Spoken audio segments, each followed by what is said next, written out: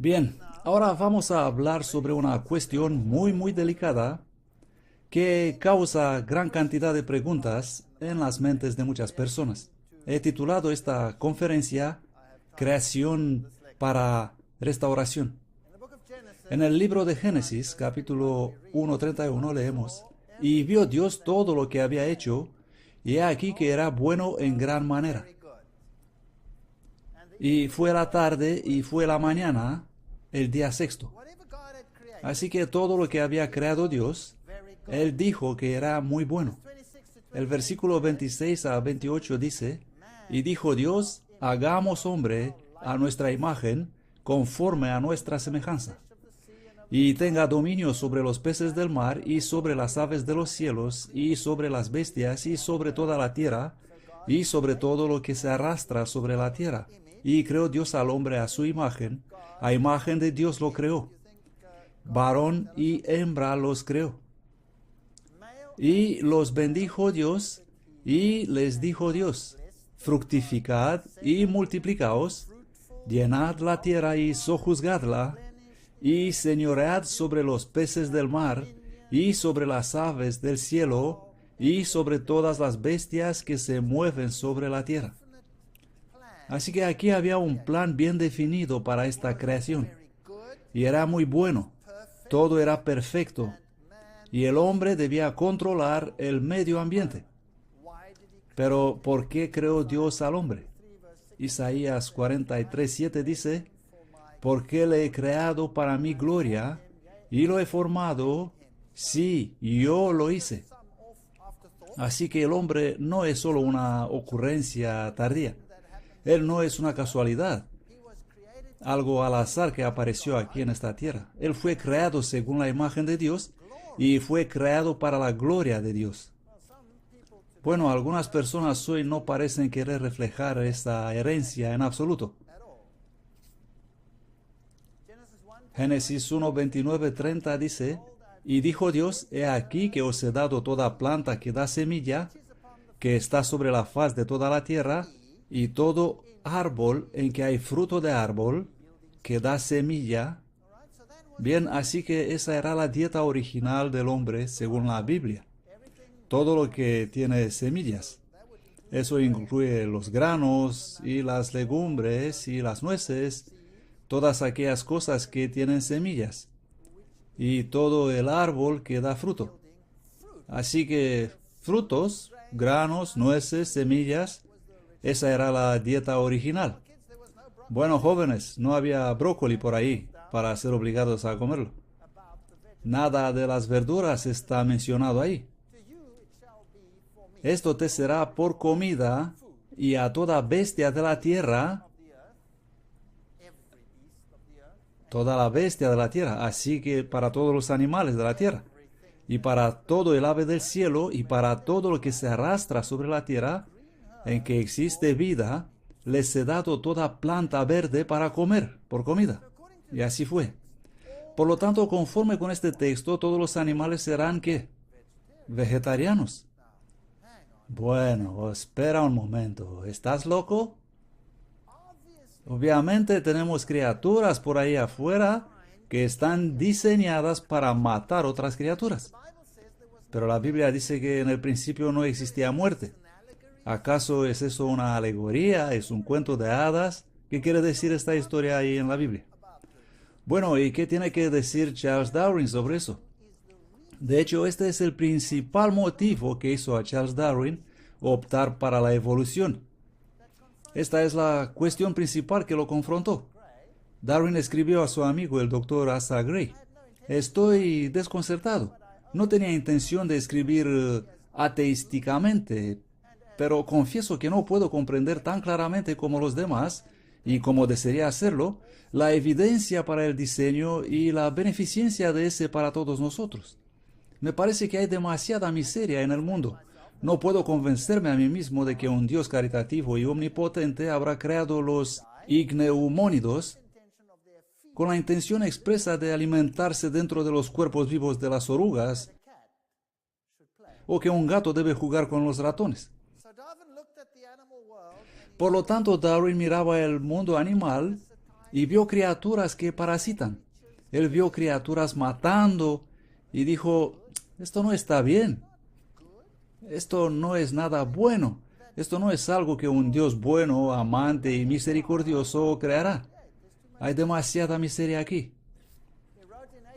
En 1844, él escribió en el borrador original de su libro El origen de las especies: es peyorativo que el creador de innumerables universos habrá hecho por actos individuales de su voluntad el sinnúmero de parásitos y gusanos que se arrastran desde los primeros albores de la vida, pululando sobre la tierra y las profundidades del océano. Y cuando pensaba en eso, en términos de principios evolucionistas, él decía, dejamos de ser sorprendidos de que un grupo de animales debió haber sido transformado para poner sus huevos en los intestinos y la carne de otros seres sensibles, que algunos animales deben vivir y disfrutar de la crueldad, que los animales deben ser llevados por falsos instintos, que anualmente debe haber una pérdida incalculable del polen, huevos y seres inmaduros. Así que Darwin observaba el mundo así como parece estar hoy, así como lo es actualmente, y concluyó que no existe el amor de Dios en nada de lo que hay en el mundo. Esa fue su conclusión. Bueno, saben, esto depende de cómo miras las cosas. Depende de lo que te permitas ver. Obviamente, si la Biblia es correcta, entonces algo debe haber cambiado. Lo que vemos hoy no es lo que solía ser al principio. Pero la ciencia va a decir que lo que vemos hoy es tan obviamente adaptado por lo que hace que debe haber existido ahí desde el principio. Es decir, un carnívoro debe haber sido siempre un carnívoro y no hay otra alternativa. Por lo tanto, la evolución es la mejor solución para esta cuestión, dicen ellos, y rechazan la historia de la creación. Y repito, depende con qué tipo de gafas estás mirando. Por ejemplo, Génesis 3:9, y el Señor Dios llamó a Adán y le dijo, ¿dónde estás? Y él dijo, he oído tu voz en el jardín y tuve miedo porque estaba desnudo y me he escondido. Y dijo Dios, ¿quién te dijo que estabas desnudo? ¿Acaso has comido del árbol de que yo te mandé no comieses? Dios sabía que él había comido del árbol, pero le preguntó para darle la ocasión de reconocer. Y el hombre dijo, la mujer que me diste por compañera, ella me dio del árbol y yo comí. Pues, ¿qué pasó aquí? Empezaron a culparse uno a otro. No fui yo, fuiste tú. Y seguimos culpándonos desde entonces. Y luego el Señor Dios dijo a la mujer, ¿qué es esto lo que has hecho? Y dijo la mujer, la serpiente me engañó y comí. Y todavía seguimos a hacer la misma cosa. Todos culpan a otros. Y de hecho, encontramos la solución a todos nuestros problemas echando la culpa a los demás. Los niños son traviesos porque los padres son malos. Los padres son malos porque sus padres eran malos. Y ellos eran malos porque les pegaba a un tío. Oh, ya sabe. Y eso sigue y sigue y sigue lo mismo. ¿Y hay algo malo con mi carácter? Bueno, es por culpa de mi educación, o por culpa de mi pasado, o debido al entorno, o es mi eso, o mi lo otro. Seguimos echando la culpa desde aquel fatídico día. Y el Señor Dios dijo a la serpiente, por cuanto esto hiciste, maldita serás entre todas las bestias, eso significa animales, y entre todos los animales del campo. Sobre tu pecho andarás, y polvo comerás todos los días de tu vida. Dicen los científicos, ¡qué basura! Las serpientes no comen polvo. Bueno, eso puede ser una referencia a la muerte, ¿comprenden? Polvo eres y polvo serás. Así que la muerte aparece en la ecuación. Y además de esto, cuando un animal no tiene manos para sostener su comida, él come mucho polvo también. Pero lo dejamos así por no ser... Bueno, yo digo que es una referencia a la muerte. Así que algo cambió y esa criatura obviamente no andaba arrastrándose antes. Debe haber sido de alguna forma diferente. ¿Tenemos hoy criaturas que tienen patas pero no andan con sus patas? Sí. Aquí tenemos un lagarto de madriguera con cabeza enana y sus pies rudimentarios, y aquí hay otro, un lagarto escamado con patas rudimentarias, y otro y otro. Existen serpientes que tienen patas rudimentarias. Así que obviamente los genes para las patas deben estar por ahí, ¿correcto? Los genes deben estar presentes, pero no son completamente expresados. ¿Es posible que los genes simplemente fueron interrumpidos? Eso no es evolución, sino desactivación de algo que no se necesita más. Es como poner una tapa sobre el piano a fin de no poder tocar más con él. Y de este modo, todo ese repertorio queda inutilizado. Por lo tanto, es un cambio, no es evolución en absoluto. Simplemente desactivación de los genes. ¿Y qué hay sobre los colmillos de la serpiente? Seguramente fueron diseñados para matar. ¿Qué es el colmillo? El colmillo es una herramienta para inyectar una secreción, que nosotros llamamos veneno. ¿Tuvo la serpiente veneno en el principio? ¿Qué es ese líquido que sale de ese colmillo? Bueno, es simplemente una secreción salival. Las enzimas en la saliva son ligeramente modificadas por su expresión. Y ahora cuando son inyectadas, en vez de disolver y ser enzimas digestivas, ellas son toxinas, neurotoxinas o toxinas sanguíneas o cualquier otra variedad de toxinas, dependiendo de la forma de la proteína. Cualquier proteína extraña inyectada en nosotros causará una reacción y esta es simplemente más potente. Esto no significa que fue diseñado para matar en el principio. Puede significar que para comer, en el principio, simplemente inyectaba un líquido digestivo, como hacen las arañas.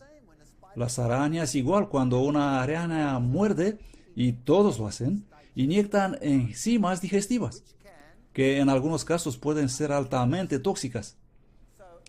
La araña tiene una red, y algunas en realidad comen polen para una parte del ciclo de su vida. O sobreviven comiendo polen. Posiblemente existían semillas, algunas semillas llevadas por el viento y dispersadas que actualmente no existen más, porque hoy solamente tenemos una pequeña fracción del reino vegetal y animal que queda de lo que solía ser en el pasado. Las circunstancias de hoy son distintas de las del pasado. Maldita es la tierra por tu culpa, dijo Dios.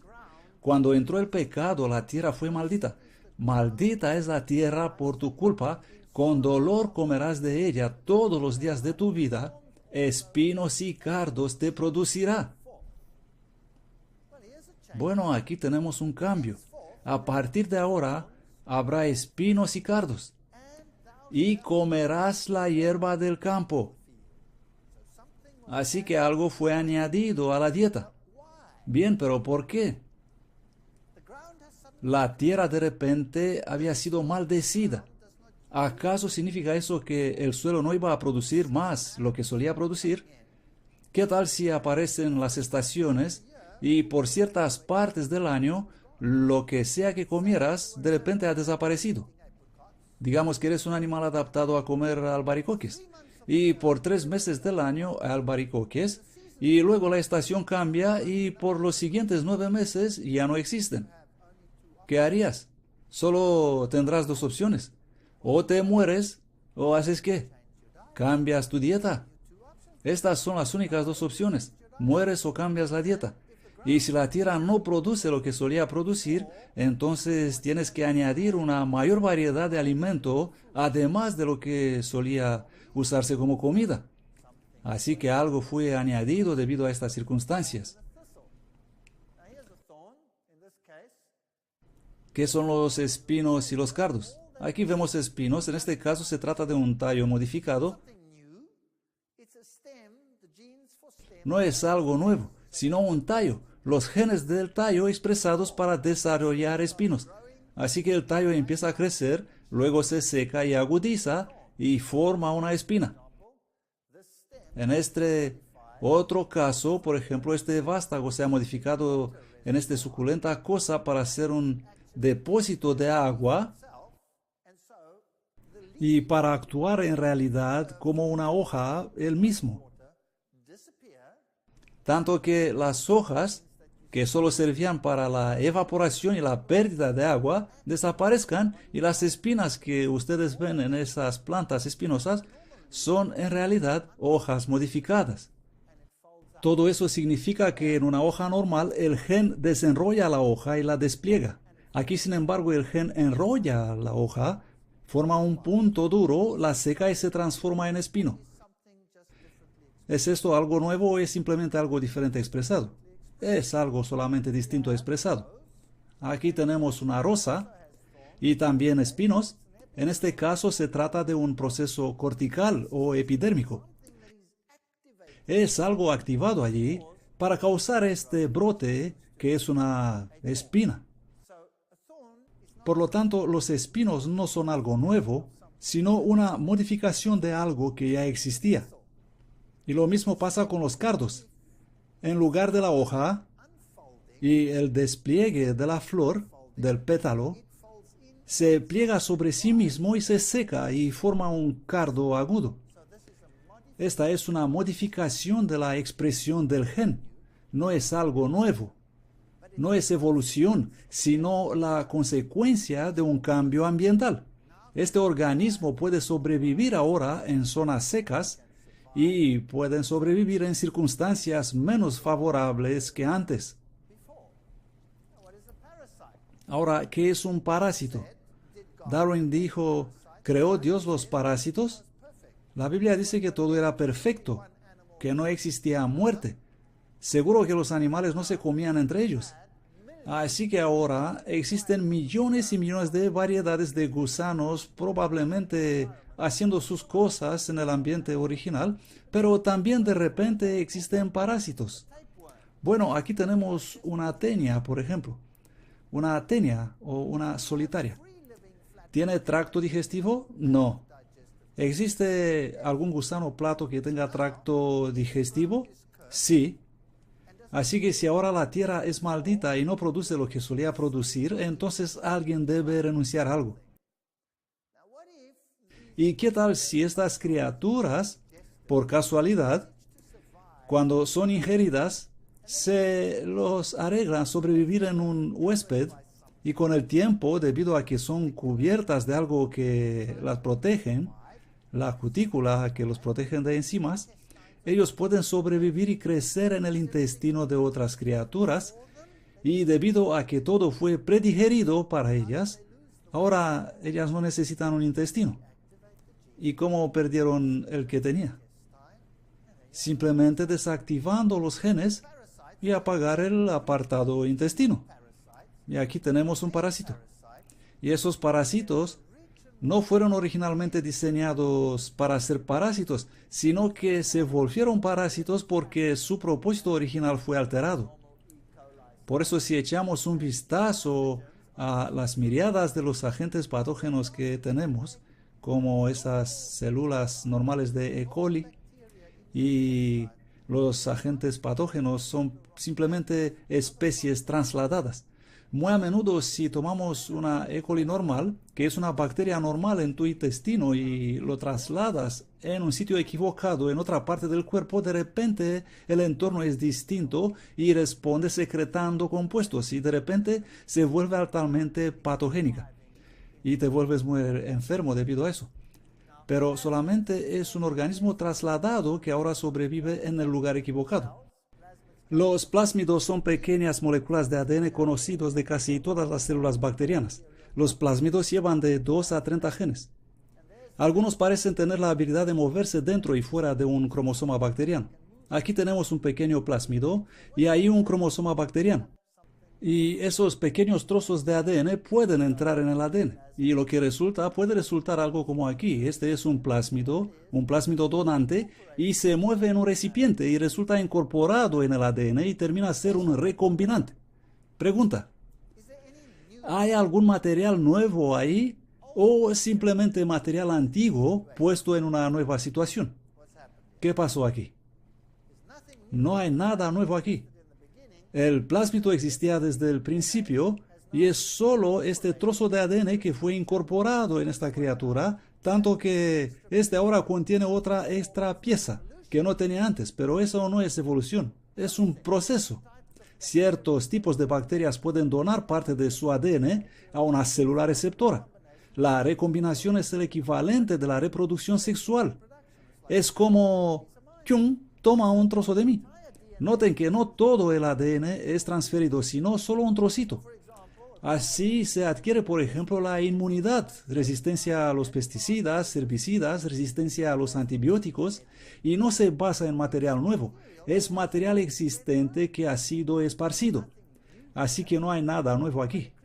Pero una criatura puede de repente volverse patógena y ser un organismo peligroso, y por eso cada año la gripe y otras enfermedades cambian debido a que intercambian información. Pero no es nada nuevo. Esto no es evolución, es redistribución de material existente. Aquí vemos unas criaturas interesantes. Los cirípedos o percebes son aquellas cositas afiladas que te cortan cuando pisas las rocas de la costa del mar. En realidad son pequeños moluscos parecidos con unos cangrejos en una concha. Pero existe un percebe parásito que se diferencia de los demás, del género Saculina. Es un percebe que parasita a otros percebes, cangrejos más grandes, y es parecido a los demás percebes. Lo que pasa es que los adultos son parásitos internos llamados interna y producen un tumor que crece dentro del huésped. Y esos tumores pueden desarrollar un sistema de raíces entrelazadas ramificándose a través del cuerpo de su huésped y absorber sus nutrientes. El ciclo de vida de una tal criatura comprende dos fases, la fase endo y la fase ectoparasitaria. Así que, como un percebe normal y corriente, es una larva que está nadando por ahí haciendo lo que hacen las larvas, de modo que todos los genes están en su sitio para el desarrollo de todo este proceso. Y todos los genes están en su sitio para el desarrollo de un molusco normal. Pero está en peligro compitiendo con otros percebes y por eso, debido a la escasez de los recursos, debe morir y cambiar su estilo de vida. Así que se transforma en otro molusco y pierde todo lo que tenía antes. No desarrolla algo nuevo, sino que apaga sus genes de modo que ya no parece un molusco. No tiene más patitas, no tiene más nada, no sistemas de filtraje, nada. Solo produce una especie de red y un sistema reproductivo y eso es todo. Únicamente órganos reproductivos. Para el resto, él toma todo del huésped. ¿Fue diseñado a hacer esto en el principio? ¿O sucedió eso debido al cambio de las circunstancias? ¿Sería eso posible? Vamos a observar una criatura más cercana a nosotros. Tienen mosquitos por aquí, ¿no? Por supuesto, con este ambiente húmedo. Bueno, el mosquito tiene esa hermosa probóscide, la trompa, que sirve como taladro, y allá va, entrando, y luego se llena de sangre así. Una comida bastante deliciosa. Ahora, obviamente el mosquito fue diseñado para chupar sangre. ¿Sí o no? La respuesta es seguramente no. ¿Saben? Es solamente la hembra que chupa sangre. ¿No es eso increíble? Solamente la hembra. ¿Y el macho qué hace? Como todos los machos en este planeta, él es muy tímido. ¿Y chupa únicamente qué? Jugo de plantas. Así es, jugo de plantas. Así que el macho va con esa estructura y va a una planta y extrae algo de jugo de planta. ¿Y qué tal si en algún momento en el pasado la tierra fue maldita y ahora todo empezó a cambiar y esa planta ya no produce suficiente energía para que la hembra mosquito pueda desarrollar sus huevos? ¿No sería muy útil usar la misma estructura que fue diseñada para un propósito, usarla para otro propósito? Abriendo y descubriendo que la sangre es muy rica en nutrientes. Lo único que cambió es el lugar donde ella se pone y luego seguir con lo que tiene que hacer. Así que fue diseñado para ser un insecto chupa plantas o un insecto chupa sangre. Probablemente lo primero. Ahora, ¿qué tal estas criaturas? Las avispas y las abejas y todos esos compañeros que nos pican, que son tan malos, seguramente esa es una estructura diseñada para infligir gran dolor y daño, ¿no?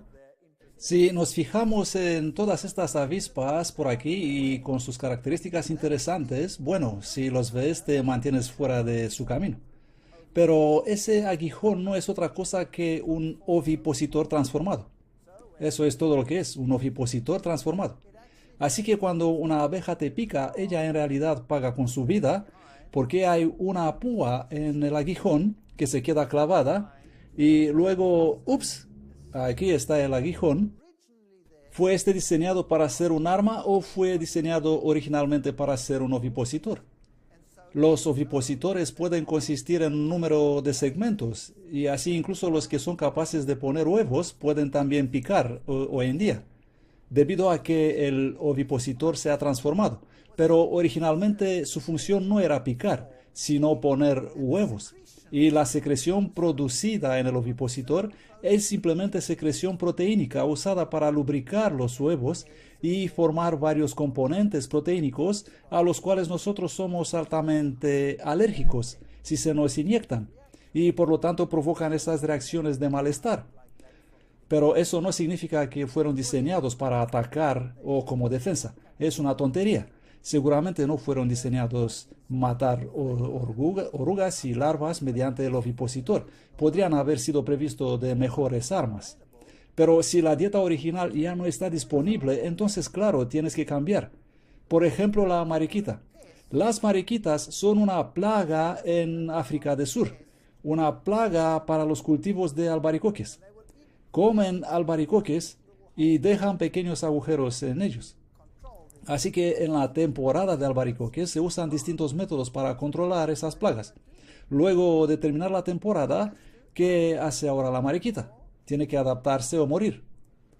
Así que se vuelve un feroz carnívoro alimentándose con piojos de plantas, es decir, una criatura extremadamente útil para tener cerca. Por lo tanto, la dieta ha cambiado debido a que el alimento principal no existe más. La Biblia dice que las plantas darán su fruto. ¿Con qué frecuencia? En la nueva tierra. La Biblia dice que el árbol de vida dará su fruto. ¿Con qué frecuencia? Cada mes. Por lo tanto, ¿por qué no suponer que las demás plantas darán sus frutos cada mes también? No pueden hacerlo ahora debido a los cambios estacionales, etc. Porque aquí yo creo nuevos cielos y nueva tierra, y de lo primero no habrá memoria, ni más vendrá al pensamiento. Isaías 65:17. Pero nosotros esperamos, según su promesa, cielos nuevos y tierra nueva, en los cuales mora la justicia, según a Pedro 3:13. Y en Romanos se nos dice, porque las mismas criaturas serán libradas de la esclavitud de corrupción, en la libertad gloriosa de los hijos de Dios, porque sabemos que toda la criatura gime a una y está en dolores de parto hasta ahora. Romanos 8:22. Por lo tanto, algo cambió en el ambiente. Isaías tiene cosas asombrosas por revelarnos. Morará el lobo con el cordero, y el leopardo con el cabrito se acostará. El becerro y el león y la bestia doméstica andarán juntos, y un niño los pastoreará. La vaca y la osa pasarán, sus crías se echarán juntas. No habrá más destrucción, no habrá más muerte. Y el león como el buey comerá paja, se volverá vegetariano. Y el niño de pecho jugará sobre la cueva del áspid, y el recién destetado extenderá su mano sobre la caverna de la serpiente. No hará mal, no habrán mal y no dañarán en todo mi santo monte, porque la tierra será llena del conocimiento de Jehová como las aguas cubren el mar.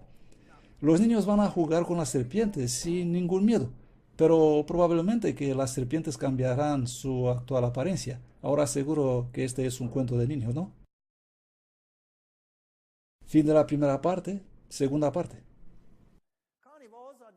Los carnívoros son diseñados para ser carnívoros porque tienen esos poderosos colmillos, dicen los científicos, caninos que pueden romperte en pedazos. Aquí hay unos zorros. El científico ruso llamado Dmitry Belayev ha estudiado el proceso de domesticación de zorros. Lo que hizo fue tomar un número de zorros y empezó a domesticarlos. Él eligió crías para acostumbrarse mejor con los humanos. Y luego, en unas 8 generaciones, él obtuvo unas camadas en las cuales los zorros jóvenes socializaban con los humanos. Y después de 13 generaciones, todos eran como los perros. Dormían a sus pies, pedían comida cuando tenían hambre, lamían a sus cuidadores. Un asombroso cambio tuvo lugar en estas criaturas. Y no solo eso. Cuando él analizó el nivel de hormonas y las glándulas adrenales se habían vuelto más pequeñas. El nivel de adrenalina era más pequeño, el animal ya no era tan agresivo y el nivel de serotonina en el cerebro había subido más del doble. Eso es fascinante. En los esquizofrénicos, el nivel de serotonina es muy bajo. Así que los psiquiatras le administran una medicación para elevar el nivel de serotonina y así el paciente se calma. Si el nivel de serotonina es bajo, entonces el paciente es muy violento. Así que este cambio social en esos animales, ¿fue eso evolución? Absolutamente no. Si puedes cambiarlos únicamente mediante la capacidad selectiva de los genes en solamente unas pocas generaciones, eso no es evolución. Eso es desactivación de algunos sistemas y la activación de otros, que los hizo parecerse más con lo que solían ser originalmente. Si tomas los carnívoros, aquí hay un oso, ese es clasificado como carnívoro, aquí lo vemos comiendo peces, pero en el norte la migración de los salmones acaba muy rápido, desafortunadamente para los osos. La migración ocurre únicamente cuando se derrite la nieve y no existen otras fuentes de alimento alrededor. ¿Y qué comen los osos durante el resto del año? Aquí están. Plantas, moras, hierbas sabrosas. Esta es su dieta. De hecho, más de 80%, alguna vez 86% de la dieta de los osos es constituida por vegetales y frutos. Prácticamente por eso se llama bear, oso en inglés, porque come berries, moras. Es el singular para moras en inglés. Ahora, ¿qué tal si esos cambios estacionales que vemos hoy no existieran? ¿Tendrá el oso comer otra cosa que moras y plantas y su sabrosa hierba que tendrá todo el tiempo? ¿Sí o no? Por supuesto que no. Por lo tanto, el tener las herramientas para matar, ¿significa que fue diseñado para matar? ¿Sí o no? No. Aquí tenemos un oso panda. Él también es clasificado como carnívoro. ¿Qué está comiendo? Bambú. Esa es su dieta. En el pasado había mucha variedad de plantas que hoy no existe más. Mucha variedad de helechos, de cicadáceos que hoy no existen, que solo encontramos en el registro fósil. De repente, una enorme variedad de alimentos desaparece. ¿Qué se supone que deben hacer los animales si tienen este problema? O dejan de vivir o cambian su estilo de vida. Y los que tienen el equipamiento para arreglarse la vida van a sobrevivir. Así el oso koala solamente come eucalipto y vive estupendo. En realidad él duerme 80% de su vida. Así que obviamente le bastan unas hojitas y luego echarse otra siestita. Y si no le das eucalipto, él muere, porque ese es su único alimento. Aquí vemos un panda rojo en un zoológico de Australia y en la descripción leemos: los pandas rojos son clasificados como carnívoros, comedores de carne, pero la mayor parte de su dieta es el bambú. Eso debe ser muy desalentador para el mundo científico, porque de repente las criaturas no hacen lo que se suponía que deben hacer. Aquí tenemos un pez, y si lo analizamos vemos que tiene una vejiga urinaria, intestinos, hígado, corazón, branquias, riñones y otras interesantes estructuras. Ahora, en el interior del riñón, ellos tienen una fábrica llamada glomérulo. Esta es una excelente y bonita máquina de filtración y la sangre entra bombeada por aquí y la presión es muy alta y filtra el líquido que se acumula aquí Se le remueve el sal y está eliminado mediante la orina. Una estructura muy interesante en el riñón del pez. Ahora, el pez en el mar tiene un grave problema, porque su concentración de sal es más baja que la del agua del mar, así que ellos pierden mucha agua debido a la osmosis. Por lo tanto, esta estructura para un pez es una calamidad. Por lo tanto, lo que hicieron los peces fue apagarla. Ya está desactivada, ya no funciona. Así que los peces del mar contienen una estructura anatómica que jamás usan. ¿Y por qué desarrollaron una estructura que no usan nunca? Y los científicos están peleando continuamente con esta idea. ¿Evolucionaron los peces en agua dulce o en agua salada? El mar es más que el lago, así que seguro evolucionaron en agua salada, pero si evolucionaron en agua salada, ¿por qué tienen un glomérulo? Un pez en agua dulce tiene otro problema. Su contenido de sal es más grande que el agua en que vive y el agua le está entrando constantemente mediante la osmosis, tanto que él debe eliminarla. Si te bebes 5 vasos de agua de una vez, luego tendrás que correr ¿dónde? Sí, ¿por qué? Porque los riñones la están bombeando hacia afuera a través de tu glomérulo. Así que un pez en agua dulce necesita esta estructura, pero algunos peces la tienen tan desactivada que si lo sacas del mar y lo pones en agua dulce, muere rápido. Otros se lo arreglaron, como el salmón, a apagarlo en el mar y encenderlo en los ríos, y ser capaces de este modo viajar en los dos medios, salado y dulce. Pero la mayor parte de los peces del mar no la pueden usar ya. Es totalmente inútil para ellos. ¿No es esto interesante? Esto a mí me dice que si todos lo tienen y la mayoría de ellos no la usan más, entonces puede que las condiciones en el pasado eran distintas. ¿Tiene esto sentido? Puede que solo existía agua dulce y el agua salada, como lo vemos hoy, es una consecuencia de las aguas subterráneas, que suelen ser muy ricas en sales, que explotaron durante el diluvio. Muy interesante. Si observamos el riñón humano, nosotros tenemos otra cosa. Nosotros podemos incluso concentrar la orina para cuando, por ejemplo, caminamos en el desierto y necesitamos conservar el agua. Tenemos una estructura llamada la asa de Henle en el riñón que mediante un complicado sistema de tubos concentra la orina para no ser eliminada. ¿Saben que esta estructura no funcionaría a menos que sea exactamente así completa como es ahora? Si algo faltaría, la haría inútil. Debe ser perfectamente completa. A esto llamamos complejidad irreducible. O es perfecto o no funciona. La selección natural no la puede crear. Tiene que llegar a existir simplemente así, de repente y completo. Casualidad o diseño. Las únicas opciones. Y yo creo que las condiciones han cambiado. Este es un león, obviamente un carnívoro. Sí, un gran asesino. ¿Alguna vez han escuchado de leones criados vegetarianos? Hay muchos en los zoológicos y que son muy dóciles cuando crecen como vegetarianos. Y lo interesante es que los animales carnívoros criados vegetarianos viven más. Viven mucho más y son menos enfermas. ¿Saben que un buen vegetariano les dirá no darle de comer leche a sus gatos porque les causará insuficiencia renal? Y esos carnívoros, los más fuertes, adivinen, ¿qué comerán primero?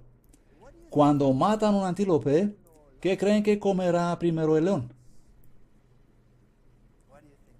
¿Qué dicen ustedes que será? Lo primero que hace es romper el estómago y comer el contenido del rumen. Así que prácticamente lo que hace es recoger todo ese contenido de plantas con sus vitaminas y minerales. Y el león es el más fuerte. Luego vienen los demás animales y comen el resto. Y los demás son menos fuertes, por supuesto. Es cierto que ellos comen otras cosas y mamíferos pequeños también, pero esta es la base de su alimentación para sobrevivencia.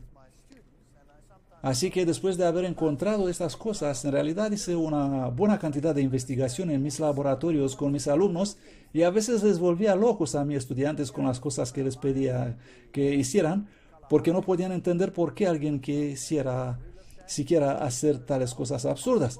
Aquí hay una leona del parque de Kalahari y otras que hemos estudiado, y esta criatura también.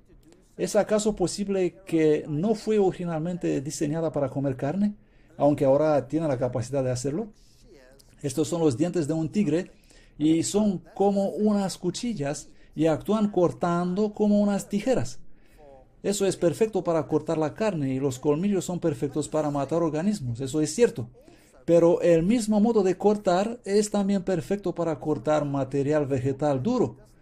Así que pudo haber servido para eso en el pasado.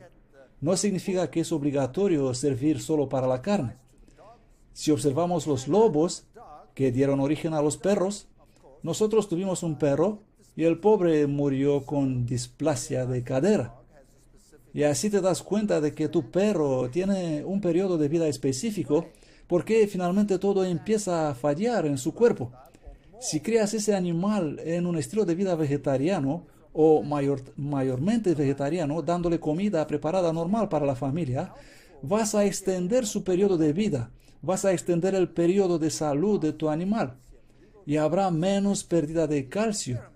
Nosotros hemos demostrado en unas lecciones haciendo experimentos en animales que recibieron distintas dietas y analizando la pérdida del calcio y de masa ósea en el organismo, y hay una asombrosa diferencia en los alimentados con proteína vegetal versus proteína animal. Y podéis ver eso en otras presentaciones. ¿No es interesante que cuanto más se alejan de los orígenes, más feos se vuelven las criaturas? Aquí tenemos una hiena. Y es un animal carroñero y es bastante fea. Y me pregunto si al principio estuvo tan fea también. Hice bastante estudio sobre estas criaturas y siempre cuando me encuentro en áreas salvajes me sorprende al observar los animales que los carroñeros son los más feos e incluso si son grandes son los más pequeños en el grupo de los más pequeños. Es algo increíble poder observar esto. Algo interesante en la naturaleza respecto a eso. Los chacales son bonitos, pero todavía tienen algo de malo en su apariencia. Miren estas criaturas. Hombre, esta es una orgullosa águila. Y miras este magnífico pico y dices, seguramente fue diseñado para matar. Y el pico del búho, o las habilidades que tienen estas criaturas, y piensas, seguramente fueron diseñados para comer carne. Todas estas aves de presa, criaturas magníficas. Aquí tenemos un loro, el loro Kea, que vive en Nueva Zelanda. Y tiene garra y pico aterrador. ¿Y qué come? Bueno, en realidad, él cava la raíz de un árbol en particular. Luego rompe esa raíz con ese pico afilado y fuerte, y esa es su dieta. Pero un día, por lástima, en Nueva Zelanda empezaron a construir barrios de pisos. ¿Y qué hicieron? Pues lo habitual, acabaron con todos los árboles de la zona y construyeron sus casas. Y de repente la dieta de este pobre loro Kea desapareció. Y adivinen qué pasó. ¿Dejó de existir? No, cambió su dieta. ¿Y qué creen ustedes que come? En realidad, él usa este pico, parecido con una cuchilla, para matar ovejas. Se pone en la espalda de la oveja, corta la piel con su pico, entra dentro de la oveja y come la grasa que cubre el riñón. Y se convirtió en una plaga. Y mataron tantas ovejas que desesperaron a la gente. Los neozelandeses adoran su carne. No te metas con su carne. Ellos son la nación más carnívora del mundo. ¿Y qué pasó? Bueno, muy rápido se decidieron, mejor plantamos esos árboles otra vez y cuanto antes. Así que plantaron los árboles y cuando su dieta volvió a normal, adivinen qué hicieron los loros. Pues no estuvieron más interesados en las ovejas. Por lo tanto, si no hubiera existido la fuente original del alimento de este loro cuando los primeros emprendedores aparecieron en Nueva Zelanda y esa criatura estaría matando otros animales, ¿no hubieran creído ellos que, bueno, ese loro fue diseñado para matar, sí o no? Por supuesto. Aquí tenemos un loro muy lindo. Estábamos atrayéndole con una bolsa por aquí Y él sacó sus garras para cogerla. ¿Lo ven? Una estructura bastante útil para agarrar la presa, si quieres considerarlo así. Y les aseguro que su mordida es extremadamente potente. Si le pones el dedo ahí, te lo puede cortar de una mordida. ¡Yup! Adiós dedo. ¿Tiene esta criatura el equipamiento necesario para matar? ¿Sí o no? Por supuesto, pero en realidad, ¿para qué usa su pico?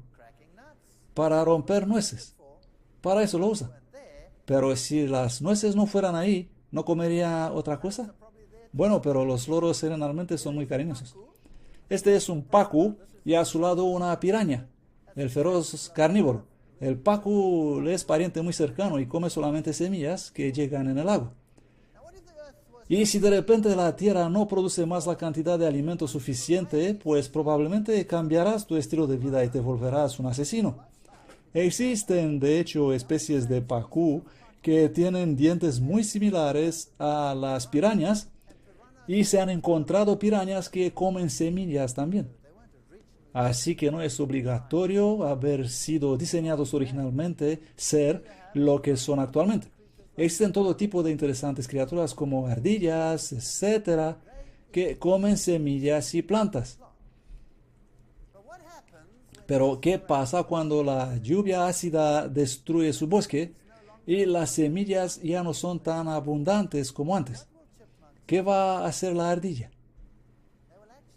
Pues realmente comerá carne podrida, comerá animales muertos. ¿Pero fue ella diseñada para comer animales muertos? ¿Sí o no? Seguro que no. Pero es cierto que cambiarán si los tiempos cambian. Animales como la musaraña, que ahora son comedores de insectos, insectívoros, los murciélagos son básicamente insectívoros, pero algunos solamente comen frutas. Así que obviamente la capacidad de comer otras cosas existe. Estos son herbívoros, obviamente diseñados para comer únicamente plantas. ¿Comen los herbívoros a veces otras cosas que plantas, sí o no? ¿Alguien sabe? ¿Iría un antílope y comerá un animal muerto, sí o no? Bueno, la respuesta en realidad es sí. En ambientes como el desierto de Namib, por ejemplo, donde viven antílopes y muy a menudo el clima se vuelve muy seco y no hay suficiente plantas alrededor y las necesidades de calcio de los animales cambian, entonces comen cadáveres para obtener el calcio y otros nutrientes, cosa que nunca harían en circunstancias normales. ¿Comprenden? Las criaturas cambian según las circunstancias. Los roedores son muy interesantes. Ellos comen plantas, pero son coprófagos. Es decir, comerán sus propias heces. Los conejos son coprófagos. Ellos pasarán la comida 2 veces por los intestinos porque probablemente no cumplen la misma función original y ahora en la fermentación que ocurre en el ciego, ellos tienen un problema con eso, ya que deben reciclar la comida y por eso son coprófagos. Así que hicimos algunos experimentos, ya que los científicos dirán, bien, todo claro y bonito, pero un león no es diferente solo en materia de dientes, sino que tiene una distinta estructura intestinal. ¿Comprenden? Un carnívoro generalmente tiene un intestino muy corto. Los leones, los perros y todos esos. Y la longitud del intestino es aproximadamente 6 veces la longitud del torso.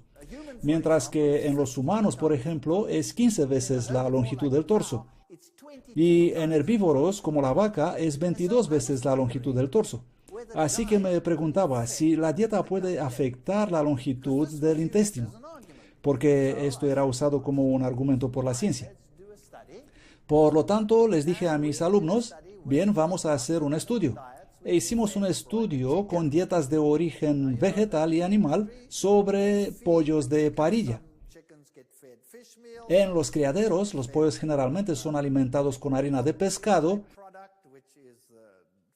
Algunos comen algo llamado subproductos de cría de pollos, que en realidad son restos de animales muertos triturados. y algunos con mezcla de granos y otras cosas en esta industria de crianza intensiva. Así que lo que hicimos fue tomar una dieta completa de proteína vegetal y otra proteína completa animal, como la harina de pescado. Y también hemos testado los efectos de los antibióticos. Y hemos usado dieta de plantas sin antibiótico y dieta de plantas con antibiótico, ya que el antibiótico afecta a las bacterias. Y queríamos saber cuál es el efecto si solo cambia la bacteria en un organismo. ¿Afectará eso el intestino y la anatomía y otras cosas? Y hemos hecho lo mismo con la dieta de origen animal, y así hemos probado 4 distintas dietas. ¿Y qué hemos descubierto? La A es la dieta de plantas, solamente comida vegetal. La B es la dieta de plantas más antibióticos. La C, dieta de proteína animal, y la D, dieta animal más antibióticos. Respecto a la masa total no hubo ninguna diferencia, es decir, lo que hicimos no afectó mucho el peso del animal. La masa del intestino, wow, aquí sí que hubo gran diferencia. De repente los que comieron dieta vegetariana tuvieron intestino más grande. Cuando añadimos antibiótico, se volvió más pequeño. Al añadir proteína animal, fue más pequeño, y al añadir de antibiótico a la dieta animal, fue más pequeño todavía.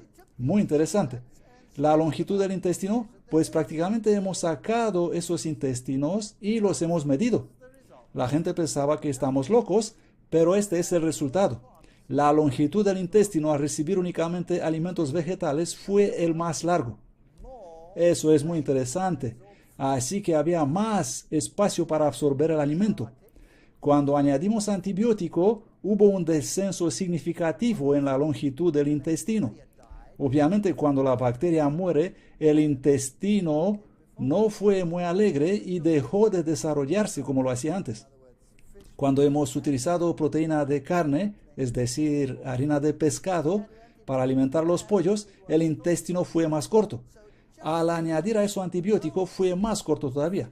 Por lo tanto, únicamente la dieta por sí sola afectó el intestino. Por eso, si tienes un perro, por ejemplo, y el perro se enferma y empieza a tener todo tipo de problemas como gota y todos estos dolores de vejez, entonces puedes aplicar a tu perro una dieta más sana, mayormente vegetariana. Al principio el perro va a adelgazar mucho, pero luego de unas semanas, con la nueva dieta, él empezará a reponerse y vivirá completamente normal. ¿Por qué? Debido a que el intestino se habrá regenerado en gran medida y tendrá más poder de absorción. Por lo tanto, si en una generación obtienes este resultado, ¿qué efecto tendrá esto después de unas cuantas generaciones? Y actualmente existe un gran número de revistas y artículos científicos hoy que demuestran que la longitud del intestino es afectada por lo que comes. Otra cosa fascinante que hemos descubierto, pero no hemos conseguido acabar el test, y realmente debería ser investigado eso, ha sido que la masa del corazón también fue afectada. En la dieta vegetariana, el corazón era más pequeño y muy fuerte, y cuando añadimos antibiótico, ¡boom!, la masa creció. El corazón estaba prácticamente como un saco lleno de grasa y muy enfermo. Con la dieta de proteína animal no hubo diferencia estadística, pero al añadir antibiótico ocurrió la misma cosa. Y nos hemos preguntado muy serio, ¿es posible que tenemos este crecimiento extraordinario de enfermedades de corazón en jóvenes debido a la dieta que comen hoy en día y debido a los antibióticos que ingieran todo el tiempo? Es algo que debería ser investigado. Lo que intento yo hacer es demostrar que lo que comes en realidad determina cómo será tu anatomía, tu salud y afecta toda tu vida. Con la masa del hígado pasó lo mismo. Creció cuando añadimos antibiótico.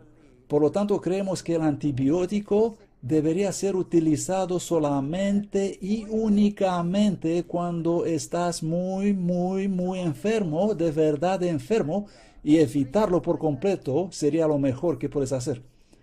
Los omnívoros y las criaturas como esos tienen estructuras dentarias que pueden ser utilizadas bien para dieta vegetariana o carnívora. Pero ellos dicen seguro que son carnívoros. Bueno, si observamos esta criatura, tiene unos colmillos muy grandes, enormes, y seguramente parece un asesino carnívoro, pero solamente come plantas. Así que tener colmillos no significa nada. Órganos vestigiales. La ciencia nos dirá, oh, tenemos evidencias de la evolución porque el apéndice ya no nos sirve para nada, y eso es un órgano vestigial, y lo otro también, etcétera, etcétera. Aquí vemos uno y existen las así llamadas hendiduras branquiales y hay membranas en el ojo. ¿Sabían que la lista de órganos vestigiales publicada por el alemán Hermann Wiedersheim en 1895 contiene unos 100 órganos, incluyendo el apéndice, el coxis y todo tipo de otras estructuras que hoy fueron borrados de la lista? Por ejemplo, el timo era en esa lista, pero ese sabe que activa el sistema inmunitario. Y las células T, la glándula pineal, era en la lista también. Hoy sabemos que es muy importante para el nivel de melatonina, la regulación de los ciclos día-noche, para el control hormonal. La tiroide también la eliminaron, al descubrir que si te quedas sin ella, estás en graves problemas. La glándula pituitaria, que es una glándula extremadamente maestra en el cuerpo, pues la ignorancia era absoluta en aquellos días. Pero hoy, cuando observamos todas estas estructuras, sabemos que el apéndice y todas las demás tienen una función inmunitaria. Podemos vivir sin ellas porque pueden suplirse en alguna medida una a otra, pero es mejor tenerlas todas. Y respecto a estas científicas hendiduras branquiales, que supuestamente aparecen en el estado primitivo del embrión humano, no son más que el principio del desarrollo del canal auditivo, de la paratiroidea, del timo y las demás estructuras que tenemos. Por lo tanto, no hay absolutamente ninguna evidencia de la así llamada evolución. George Gladstone Simpson, uno de los fundadores del neodarwinismo, escribe: Haeckel, el científico que hemos visto en la otra conferencia, ha presentado mal el principio activo de la evolución. Está ahora firmemente establecido que la ontogénesis no repite la fitogénesis. Esta es una declaración muy importante. Ellos creen que podemos ver en los embriones que pasaron por el estado de pez y de eso y del otro hasta llegarmos al estado humano. Pero en realidad esta es una gran estupidez, porque si la evolución fuera real, entonces el pez daría lugar a otra cosa y el pez ya no existiría más. Y la otra cosa daría lugar a otra cosa y esos genes desaparecerían. Y así, etcétera, todo el proceso hasta el final. Ya no puedes tener el pastel y si te lo comiste. No puedes cambiar los genes y tener todavía el original. Así que esto no funciona.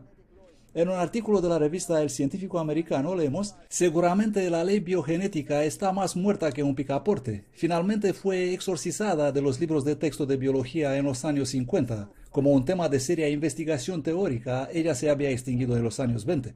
Fin de la cita. Pero todavía la puedes encontrar en los libros de texto hasta este mismo día.